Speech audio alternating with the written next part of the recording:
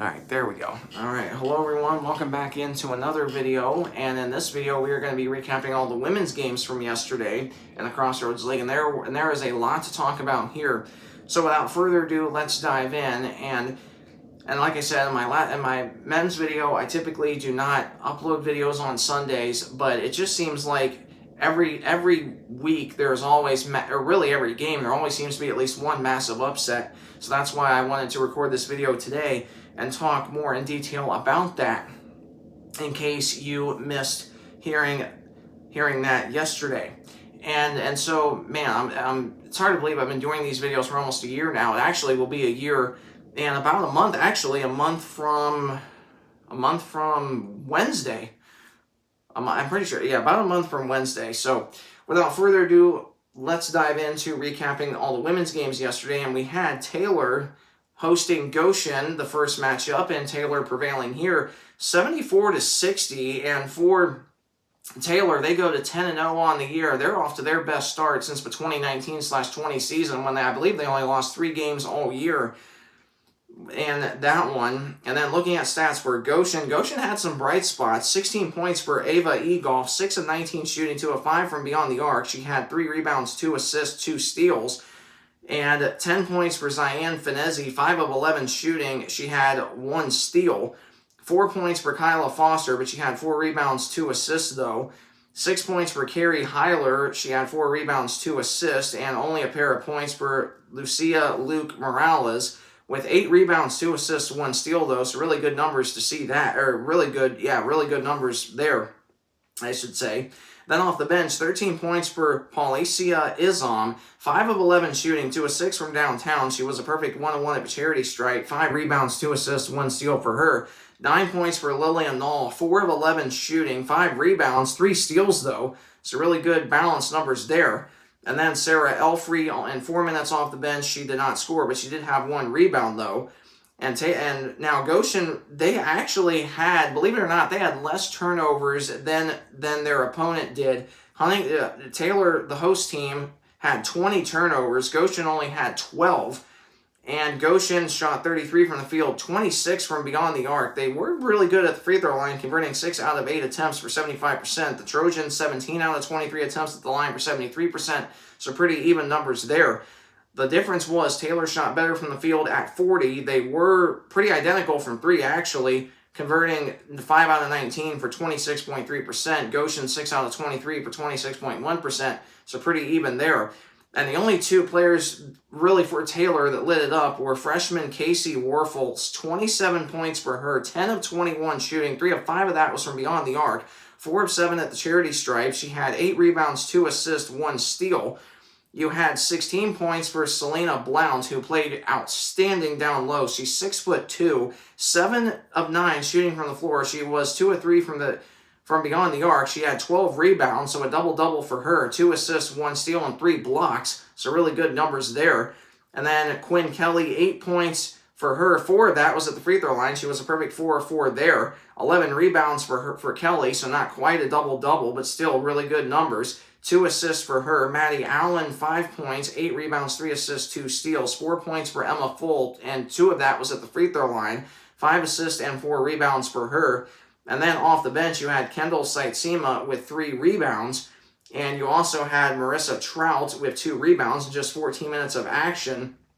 And then you had Kaylin Bunch in just 2 minutes of action with 1 rebound. And Whitney Warfel, 9 points, 2 of 6 shooting. Now 5 of the 9 was at the free throw line. And she had 5 rebounds and 1 assist. And she's the older sister to younger sister Casey.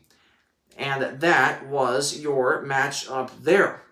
And then the next matchup takes us to Fort Wayne, Indiana, where number 6 St. Francis hosted Bethel. And this game was pretty close until the 4th quarter. The Cougars outscoring the Pilots 23-14 in the 4th quarter, and that made all the difference there.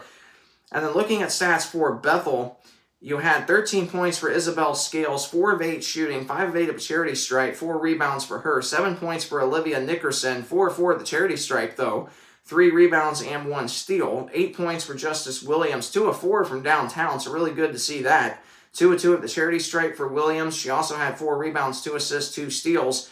And then you had 7 points for Isabel No, the freshman, 2 of 2 shooting, 1 of 1 of that was from beyond the arc, 3 assists for her.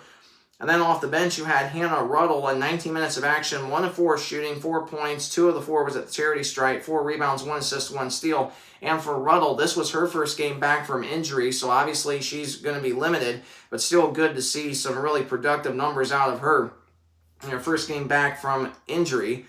And then you had Jocelyn Marshall, 2 points, which is all at the charity stripe. She did have 1 block, though, so that's really good, really good to see that. And then you also had Mariah Claywell, somebody else coming back from injury for the Pilots, and really the Pilots' leading scorer on the season, and she struggled shooting just 0 of 4 in 10 minutes of action, being limited, obviously. She did have only 1 point, and that was at the charity stripe, but she did have 1 rebound, 1 assist, and 1 steal, despite being very limited, so really good to see that out of the senior from Union City, Indiana.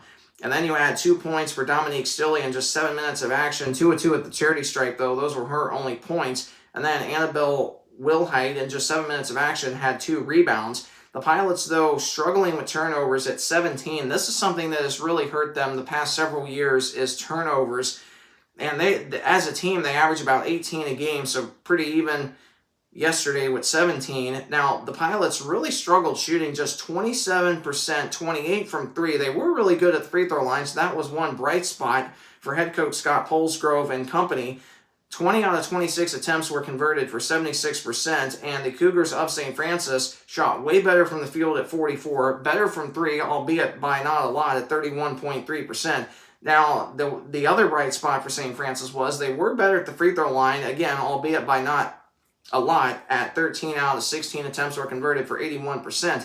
And the Cougars had really good bright spots, 21 points for Renna Schweiderman, 10 of 14 shooting, 6 rebounds, 2 assists, 2 steals. 11 points for Taylor Fordyce, 3 of 9 shooting. Now, 4 of those 11 were at the charity stripe, though. Fordyce with 5 rebounds and 1 assist. 12 points for Callie Gregory, 4 of 8 shooting. 3 of 4 of that was from beyond the arc. She did struggle at the free throw line, which is uncharacteristic of her, converting just 1 out of 4 attempts there. She had 3 rebounds, 6 assists, though, and 1 steal. 9 points for Isabella Gizzi, 2 of 8 shooting, so she did struggle shooting. Now, 5 of her 9 points were at the free throw line, though, and she is one of the leading free throw shooters on this Lady Cougar team, so that's really good to see that out of a junior guard. Gizzi with 4 rebounds, 1 assist. And then off the bench, you had Samaya Stout with 2 points. She did have 3 rebounds, though. And then you also had Allison Show in 5 minutes of action, 2 points and 2 rebounds. And then 3 points for Emma Royst, 2 rebounds, 1 assist, 1 steal. And then you had Abby Stoddard in just 11 minutes of action with 3 rebounds and 1 block. And Rachel Harshman in 2 minutes of action scored her only 2 points, which were both at the free throw line, though 1 rebound for her. And that was your matchup there. Now, my next matchup takes us to Spring Arbor, Michigan, where Spring Arbor, receiving votes, hosted Grace. And despite Grace having all of their players back from injury, it was all Spring Arbor here. Spring Arbor got out to another fast start for the second straight game in a row, 26-5, outscoring Grace in the first quarter. And after that, Grace was even with Spring Arbor the rest of the way, but the damage had already been done by that point. Now, had Grace scored, let's say 20 more points, it still would have been about a, 12, 13-point win for Spring Arbor, but obviously that's more realistic than just scoring 52 points. And the Lancers, though, really struggling with turnovers. They were forced into 28 turnovers compared to only 11 for the home team. Now, one bright spot for Grace is, again, they have all their players back fully healthy, so that obviously is a huge thing and definitely a blessing for head coach Dan Davis, that is for sure. One of his leading scorers, Morgan Houck, 13 points leading the way for Grace, 5 of 14 shooting. She struggled from 3 at just 1 of 7, but she did have 4 rebounds, 2 assists, though. 6 points for Abby Ritzema, 2 of 5 shooting, 1 of 3 of that was from downtown, 1 rebound, 1 steal for her.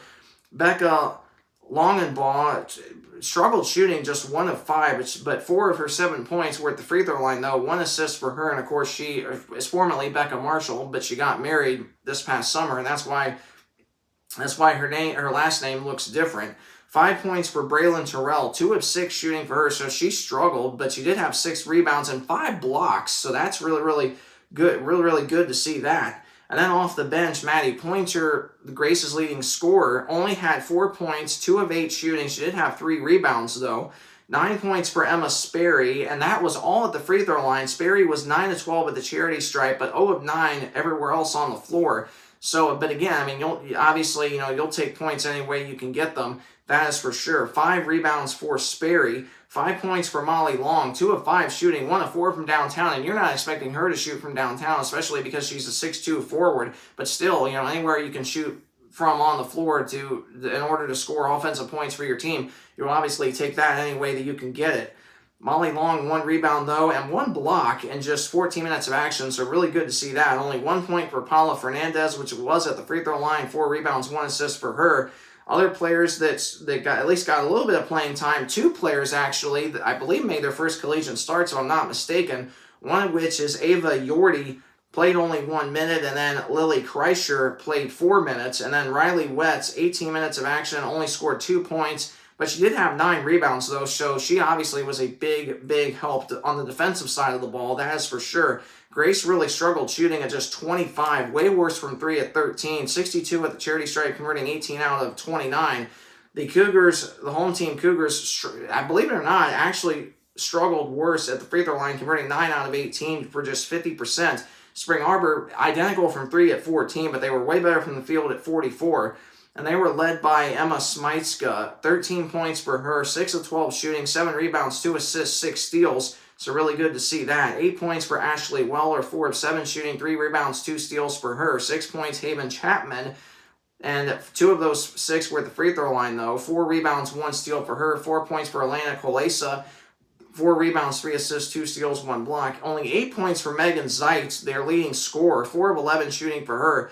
But she did have 4 rebounds, 2 assists, though. And really good balanced scoring off the bench for Spring Arbor. And this was a major, at least I think, a major part of why they were so successful. 11 points for Madison Socini, 5 of 11 shooting, 2 rebounds for her. 5 points, Lexi Linder, 2 rebounds, 1 assist, 3 steals. 8 points, Rachel Reichert, off 4 of 4 shooting, 1 steal and 1 assist. 8 points for Rylan Goodwin, off 4 of 6 shooting, 5 rebounds, 4 assists, 1 steal. 2 points for Aubrey Crockett, but she did have 9 rebounds, 1 assist, 1 steal. 3 points for Elena Blumberg, 6 rebounds, 3 assists, 1 steal. And 4 points for Aubrey Calloway in just 8 minutes of action, which was all at the free throw line, though. 3 rebounds for her. And 5 points for Kylie Summer, off 2 of 3 shooting with 2 blocks and 1 rebound. And that was your match up there. And our next matchup takes us to Mount Vernon Nazarene, where number 5 Marion played Mount Vernon Nazarene. It was all Marion here.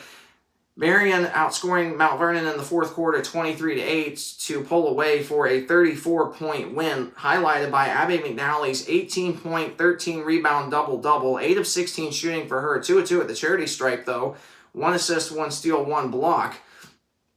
And then you also had 15 points for Taylor Double, 5 of 10 shooting, 2 of 4 from beyond the arc, 3 of 5 at the charity stripe, 3 assists, 3 rebounds, 5 steals, though. 7 points for Kenna Kirby, 3 of 6 shooting with 3 assists, 1 steal, 2 rebounds. Madison Bailey, 8 points, 3 of 6 shooting, 2 of 2 at the free throw line, though, 3 rebounds, 9 assists, and 7 steals. So really good to see that out of Madison Bailey. She also had 1 block. And 6 points for Kennedy Coleman, 2 of 4 shooting, 2 rebounds, 1 assist, 3 steals, 1 block.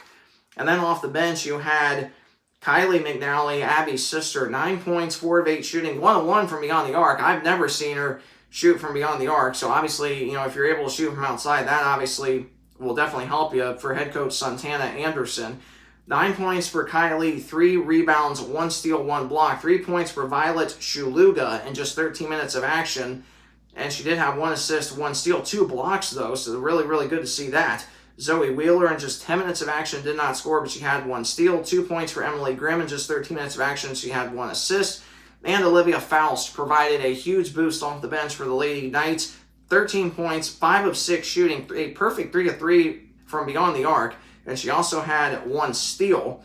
And then looking at Marion, shot 49 from the field, 46 from 3, 71 at the free throw line, converting 10 out of 14. MVNU, way better at the free throw line, converting 8 out of 9 for 88%. Way worse shooting from the field and from 3 at 37 and 33 respectively. 14 points for Lily Shepard, 4 of 8 of that.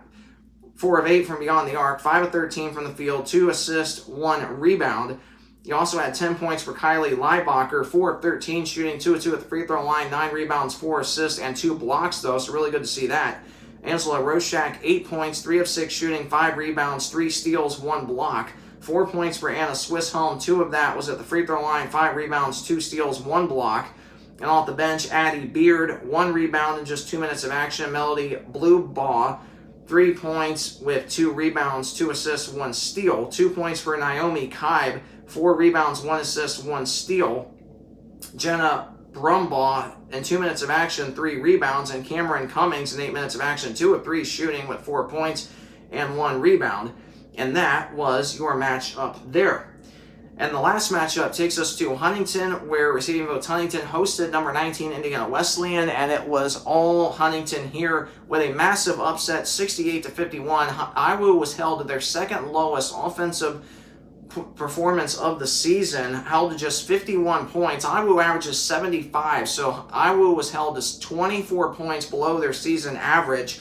On the flip side of that, IWU allowed 68 points to Huntington, and IWU is a team that only averages 57 points a game allowed to their opponents. So obviously that's a major difference there. And now in terms of turnovers, IWU had 12 turnovers. They averaged 13 a game. Huntington had 18, and IWU averages their opponents into 20 turnovers, so pretty even there. Now one difference was IWU was unable to capitalize off points off turnovers, which is really surprising because they're a team that really does that very well. So this was kind of a tough game, but of course for IWU, they're still without some key players. They're without Sydney Gooden. They're still without Bria Garber, and they're without Chloe Graham, and they're also, they're obviously without Ava Geroldsma, who currently is out in Sioux City, Iowa, hopefully leading her team, the Indiana Wesleyan Lady Wildcats on the volleyball side, hopefully leading them to a national championship. They face number 1 seed Eastern Oregon,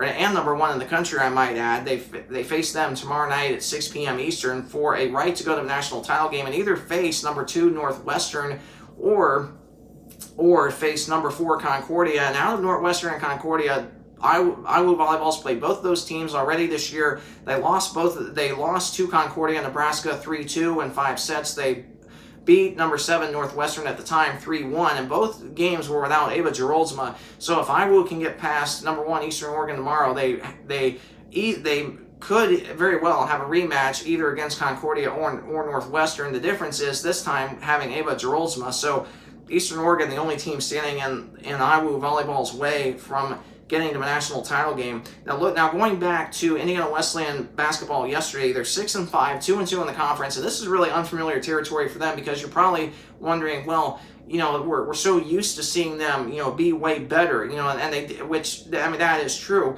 But they also lost 6 seniors from last year that really were a big part of the magical run last year that IWU had. 33-1 last year were the Wildcats with everybody fully healthy, which was just absolutely amazing. And I think really for a lot of us, myself included, being a big IWU fan, we all kind of, got too used to last year's magical team. Well, not magical, but last year's, we all just got too used to last year's team just being, lights out 9 times out of 10. And then you get into this year's team, they're a lot younger. It takes a little bit longer to gel. They're struggling this year against ranked opponents. But they did have the massive win this past Wednesday against number 6 St. Francis, so that obviously was a huge confidence booster as well. But if you're an Indiana Wesleyan fan like I am, that is still looking really good for them. They were projected 3rd in preseason. They're still only 1 game back of 3rd place, and they're looking really good for a top 4 or 5 finish.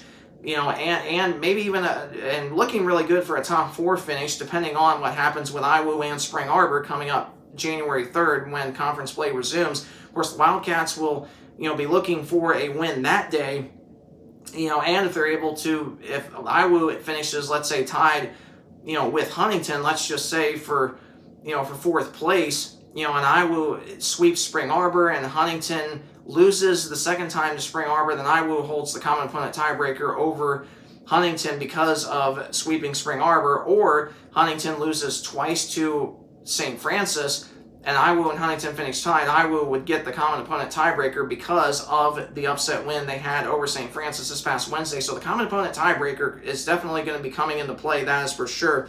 Now, looking at stats for the Wildcats, they did have really good performance from Ellie Kelleher, the Saltmore. 5 of 9 shooting, 3 of 4 from downtown. She's shooting over 50% this year, not just from the field, but also from 3. So that's really, really amazing to see that. And she has really stepped up in a big way for the Wildcats, and I'm definitely proud of her for that. She also had 5 rebounds, 1 assist, 1 steal. 9 points for Ayla Krieger, the freshman, 3 of 12 shooting, 2 of 3 at the charity stripe, 4 rebounds, 2 assists, 1 steal for her. Only 4 points for Emily Mattingly, but she did have 4 rebounds and 2 steals. Kylie Bettinger and Tori Thompson both did not score. Bettinger, though, her defense was really good. Thompson's defense was really good as well. 1 rebound, 2 assists for her. And then off the bench, you also had Sophia Schroeder, the 6'3" freshman, getting some playing time in just the last minute of the game. No statistics for her. Same with Haley Amy, the sophomore. Now, Corin Grivey also did not score, but she did have 1 rebound, though. 6 points for Jade Hovey, 3 of 5 shooting for her. 6 points on the day, 2 rebounds, 2 steals, though.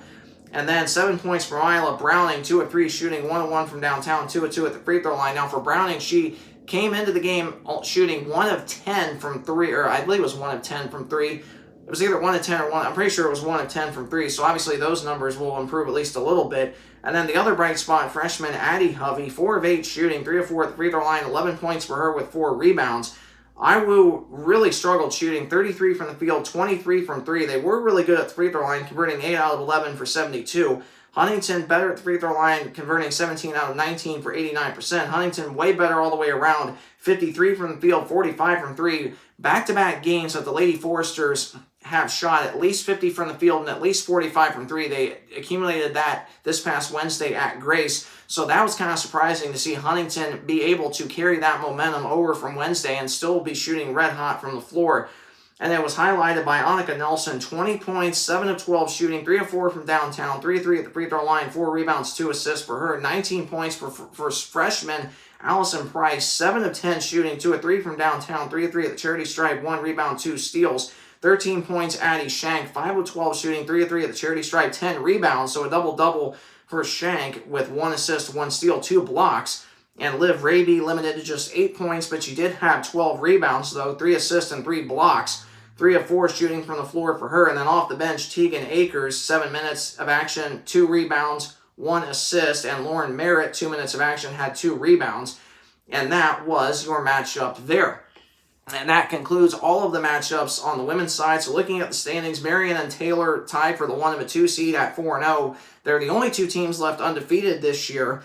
And Taylor projected 7th. They're currently sitting 2nd, so that's a major shock. St. Francis, Spring Arbor, Huntington all tied for 3rd, 4th, and 5th at 3-1. Spring Arbor, Huntington exactly where they were projected to be. St. Francis right where they were projected to be as well. St. Francis, Spring Arbor, and Huntington still perfect at home at 4-0, 3-0, and 6-0 respectively. Iwu still undefeated at home at 4-0, really struggling on the road at 2-5, but they'll continue to get better, especially as we head into the second half of the season in January.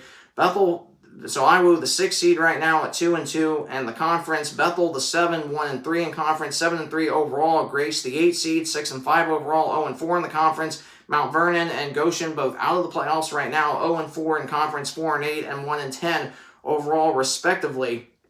And those are your updated standings on women's basketball. So that does it for this video. Now, if you did enjoy this video, please either like, comment, or subscribe. Any one of those options helps me out greatly. I appreciate any feedback that you provide me. And again, please keep subscribing to my channel. Please keep sharing my channel with your friends, your family, anybody that you know. And again, I truly appreciate any feedback that you may provide me, or that you do provide me. Thanks so much for watching this video. Have a great rest of your week. And this is my last recap video until we get to either Sunday, January 4th or Monday, January 5th, because conference play does not resume until January. So I hope you have a blessed and very Merry Christmas, and I'll see you again in early 2026. God bless.